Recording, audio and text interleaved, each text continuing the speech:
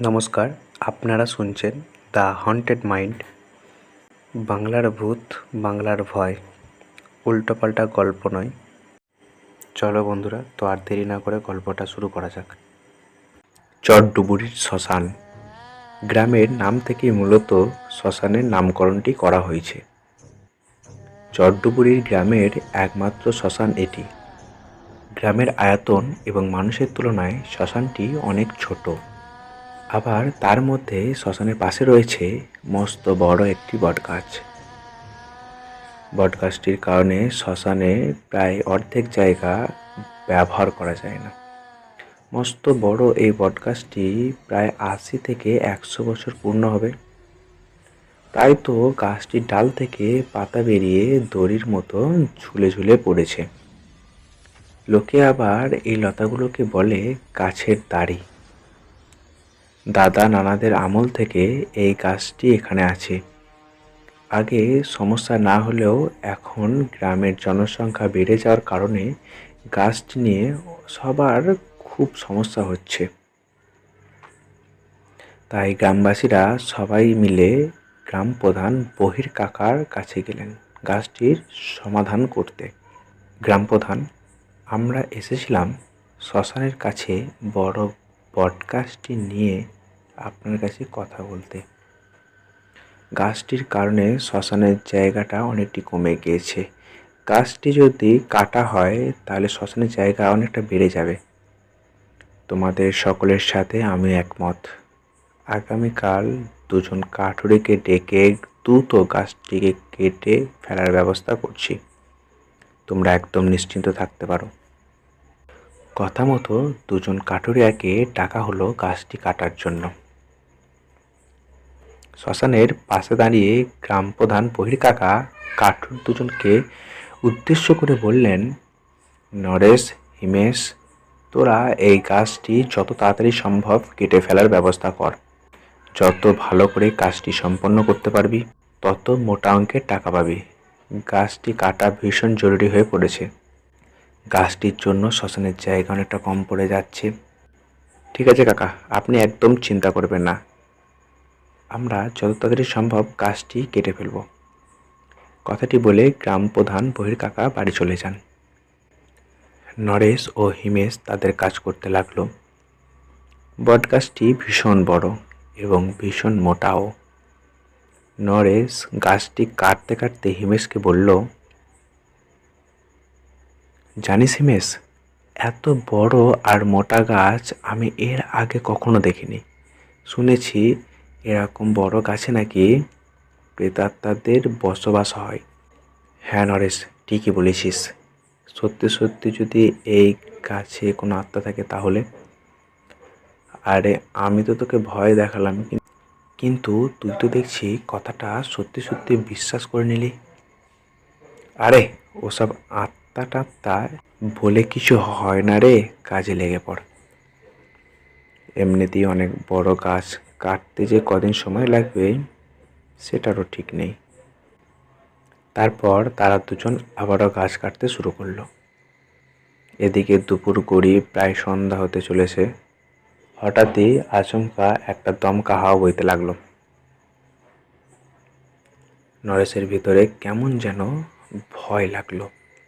সে হিমেশকে বলল, হিমেশ, আজ এই পর্যন্তই থাক, আমি বেশ ক্লান্ত আর খুব খিদেও পেয়েছে। চল আজকের মতো বাড়ি বেরিয়ে যাই। কেন? হ্যাঁ রে নরেশ, চল, আমারও খুব খিদে পেয়েছে। আজ খেয়ে দিয়ে বিশ্রাম করব, কাল আবার বাকি কাজ করা যাবে।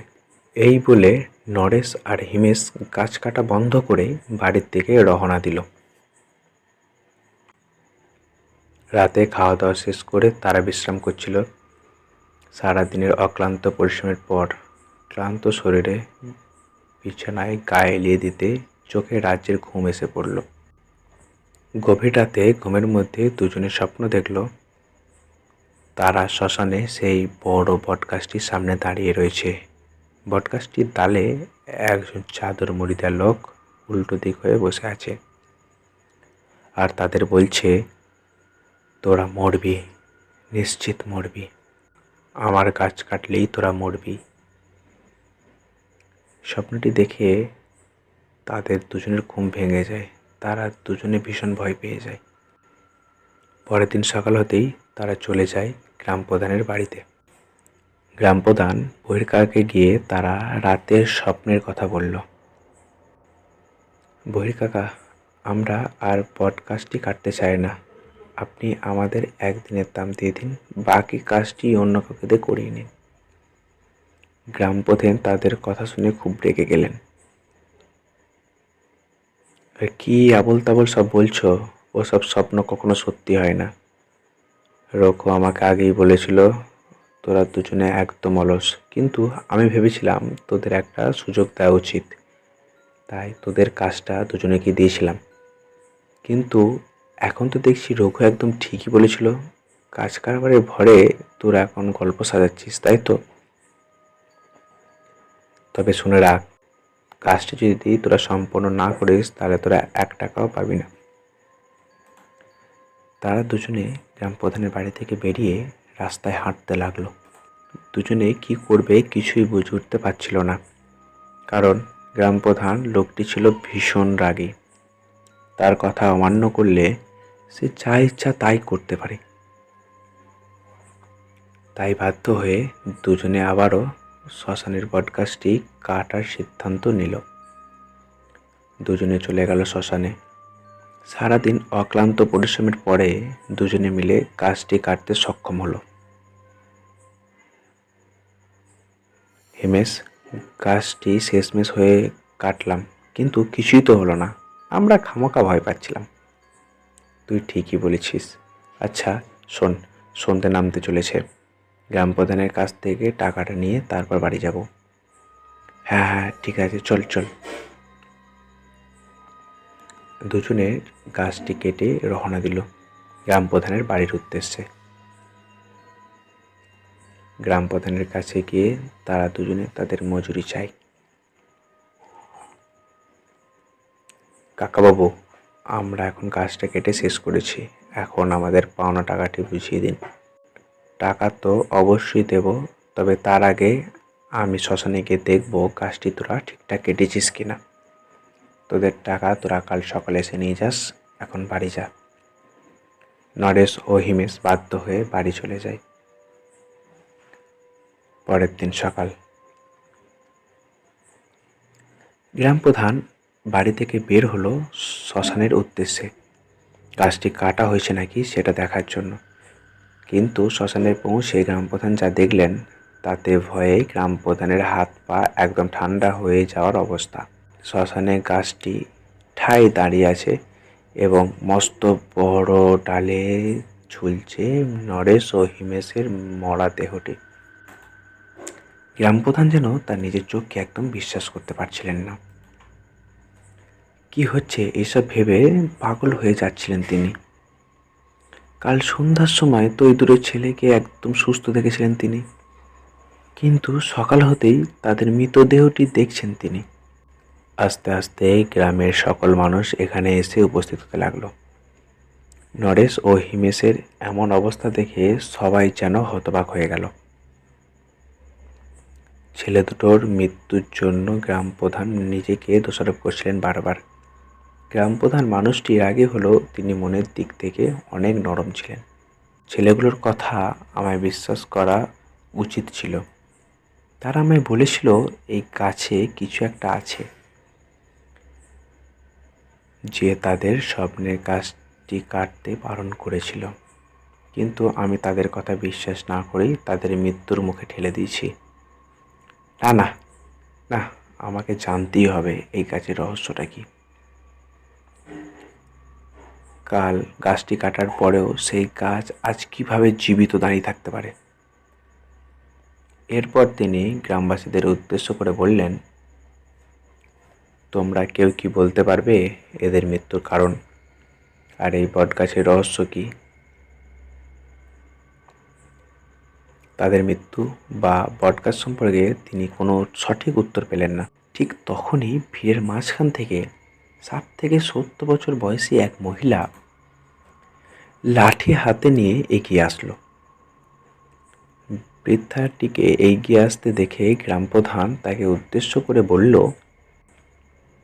বুড়িমা, তুমি কি কিছু জানো এই গাছটির ব্যাপারে? বুড়িমা তখন গ্রামপ্রধান বহির্কাকাকে বলল, আজ থেকে প্রায় 50-60 বছর আগের কথা। একদিন আমার বাবা অনেক রাত করে কাজ থেকে বাড়ি ফিরছিলেন। সপ্তাহখানেক বাদ আমার বিয়ে। সেই দিন বাবা কাজ থেকে বাড়ি ফেরার পথে আমার জন্য সোনার একজোড়া বালা নিয়ে বাড়ি ফিরছিলেন। কিন্তু আমার বাবা যখন শ্মশান ঘাটে ওই বট গাছটির কাছে আসলেন, তখন মুখোশ পরা দুটো ডাকাত আমার বাবার উপর আক্রমণ করেন। বালা দুটো তো ছিনিয়ে নিয়েছিল, তার সাথে কেড়ে নিয়েছিল আমার নিরপরাধ বাবার প্রাণটিও। বাবার দেহটি ছুরি দিয়ে আমার বাবার শরীরে ক্ষতবিক্ষত করে দিয়ে বাবার লাশটি বটগাছের ডালে ঝুলিয়ে দেয়। আর ওই বটগাছে বাবার প্রাণহীন শরীরটি তো সৎকার হয়েছে, কিন্তু তার আত্মাটি রয়ে গেছে এই গাছেই। রঘুকে অনেকবার বলেছিলাম ওই গাছটি যেন তারা না কাটে, কিন্তু সে তো আমার কোনো কথাই শুনল না, উল্টো আমাকে পাগল বলে গালি দিল। কথাটি শোনার পর গ্রামপ্রধান সিদ্ধান্ত নিলেন এই গাছটি আর কোনোদিনই কাটা হবে না। এরপরে তিনি নদীর পাড়ে নতুন একটি শ্মশান তৈরি করে দিলেন। সকলকে অনেক অনেক ধন্যবাদ ভিডিওটা শেষ পর্যন্ত দেখার জন্য। গল্পটা ভালো লাগলে একটা লাইক করবেন, একটা কমেন্ট করবেন এবং ভিডিওটাকে অনেক অনেক পরিমাণে শেয়ার করবেন। চ্যানেলটা সাবস্ক্রাইব করে অল নোটিফিকেশান অন করবেন।